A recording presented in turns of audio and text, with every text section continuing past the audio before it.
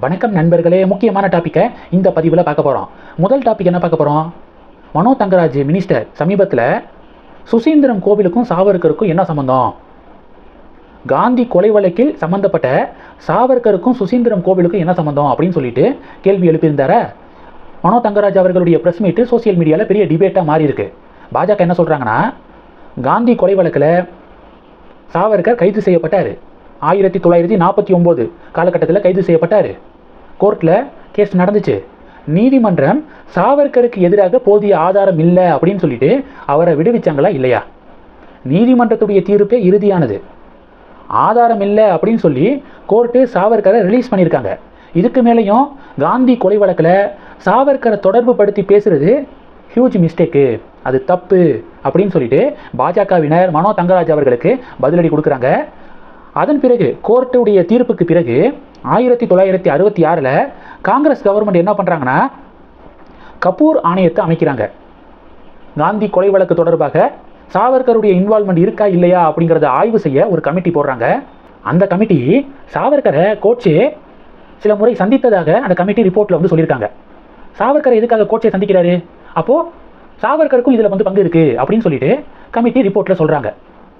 இதுக்கும் பாஜக என்ன எதிர்ப்பு தெரிவிக்கிறாங்கன்னா, யூகத்தின் அடிப்படையில் இவங்க தான் குற்றவாளி நிரபராதி அப்படிங்கிறத யாரும் தீர்மானிக்க முடியாது, எவிடன்ஸ் இருக்கணும்.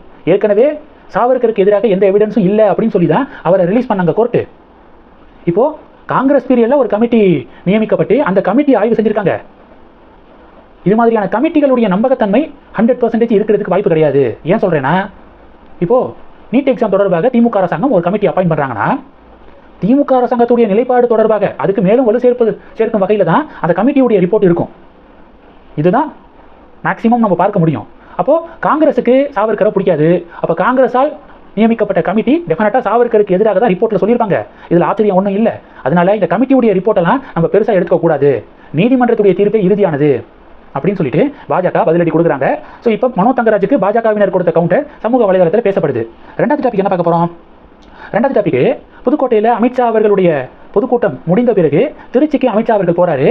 திருச்சியில் பாஜக நிர்வாகிகளுடன் அமித்ஷா ஆலோசனை நடத்துகிறாரு. 2026 தேர்தல் தொடர்பாகவும் கூட்டணி தொடர்பாகவும் தொகுதி பங்கீடு தொடர்பாகவும் ஆலோசனை இன்னைக்கு நடக்குது. இந்த ஆலோசனை கூட்டத்தில் அண்ணாமலையும் பங்கேற்பார் அப்படிங்கிற மாதிரியான தகவல்கள் கிடச்சிருக்கு. அண்ணாமலை டெல்லியில் அமித்ஷாவை சந்தித்தப்பவே தொகுதி பங்கீடு நியாயமாக இருக்கணும் அப்படிங்கிறத வலியுறுத்தியிருக்காரு. கூட்டணியில் டிடிவி ஓபிஎஸை டெஃபினட்டாக இன்க்ளூட் பண்ணணும் அப்படிங்கிறதையும் சொல்லியிருக்காரு, ரெக்கமெண்ட் பண்ணியிருக்காரு. இன்றைக்கி திருச்சியில் நடக்கக்கூடிய மீட்டிங்லையும் அண்ணாமலை அதையே வலியுறுத்துவார் அப்படின்னு எதிர்பார்க்கப்படுது. திருச்சியில் நடக்கக்கூடிய அமித்ஷா தலைமையிலான மீட்டிங்கு இன்றைக்கி டிஎன் பாலிடிக்ஸில் பெரிய பேசுபொருளாக மாறியிருக்கு. இது ரெண்டு. துரைமுருகன் அவர்களுடைய மகன் கதிர் ஆனந்த் வேலூரில் கிராம மக்களை சந்தித்து இந்த 100 நாள் வேலை திட்டம் தொடர்பாக அவர் மக்கள்கிட்ட சில விஷயங்கள் பேசியிருக்காரு. அது சோசியல் மீடியாவில் பெரிய பஞ்சாயத்தை உருவாக்கியிருக்கு. மக்கள்கிட்ட என்ன சொல்லியிருக்காருன்னா, 100 நாள் வேலை திட்டத்தை மோடி ஒழிச்சிட்டாரு, மோடி நிறுத்திட்டாரு அப்படின்னு சொல்லிட்டு ஃபஸ்ட்டு சொல்லியிருக்காரு. ரெண்டாவது, 100 நாள் வேலை திட்டத்தை 150 நாளாக 125 நாளாக உயர்த்துறோம் அப்படின்னு மோடி சொல்கிறாரு. அதனுடைய பின்னணி என்ன அப்படின்னா, இப்போ இந்த 100 நாள் வேலை திட்டத்துக்கு 100 பேர் வராங்கன்னா அதில் 90 பேருக்கு வேலை இல்லை அப்படின்னு சொல்லிட்டு அனுப்பிடுறாங்க. 10 பேருக்கு மட்டும்தான் வேலை, அந்த 10 பேருக்கு 125 நாள் வேலை. இதுதான் இந்த புதிய சட்டம். 100 நாள் வேலை திட்டம் தொடர்பாக புதிய சட்டம் கொண்டு வரப்பட்டிருக்குல்ல, அது பின்னணி இதுதான்.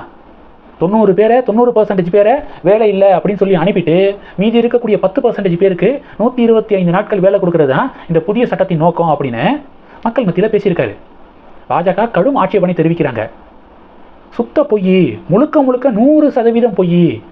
இப்படியெல்லாம் இந்த புதிய சட்டத்தில் எதுவும் சொல்லப்படலை. முன்னாடி மாதிரியே தான் இப்பையும், முன்னாடி 100 நாள் இப்போ 125 நாள், இதுதான் வித்தியாசம் அப்படின்னு சொல்லிட்டு பாஜக கவுண்டர் கொடுக்குறாங்க. அது மட்டும் இல்லாமல் 2021 தேர்தல் சமயத்தில் திமுக கிராம சபை கூட்டங்களை நடத்தினாங்களே, அப்போ துரைமுருகன் அவர்கள் ஒரு கிராம சபை கூட்டத்தில் என்ன கேரண்டி சொல்லியிருந்தாருன்னா, திமுக ஆட்சிக்கு வந்தோன்னே தீபாவளி பொங்கல் போன்ற முக்கியமான பண்டிகை நாள் முக்கியமான நாட்களை தவிர மீதி இருக்கக்கூடிய 300 நாட்கள்லையும் இந்த 100 நாள் வேலை திட்டம் கொடுக்கப்படும், 300 நாட்களுக்கு வேலை வாய்ப்பு கொடுக்கப்படும் அப்படின்னு சொல்லிட்டு துரைமுருகன் உறுதி தெரிவிச்சிருந்தார். தந்தி நியூஸில் கூட அதை அப்போ வந்து வீடியோ எடுத்திருந்தாங்க, நியூஸாக போட்டிருந்தாங்க. இப்போ இதுக்கு கதிர் ஆனந்த் என்ன பதில் சொல்ல போகிறாரு?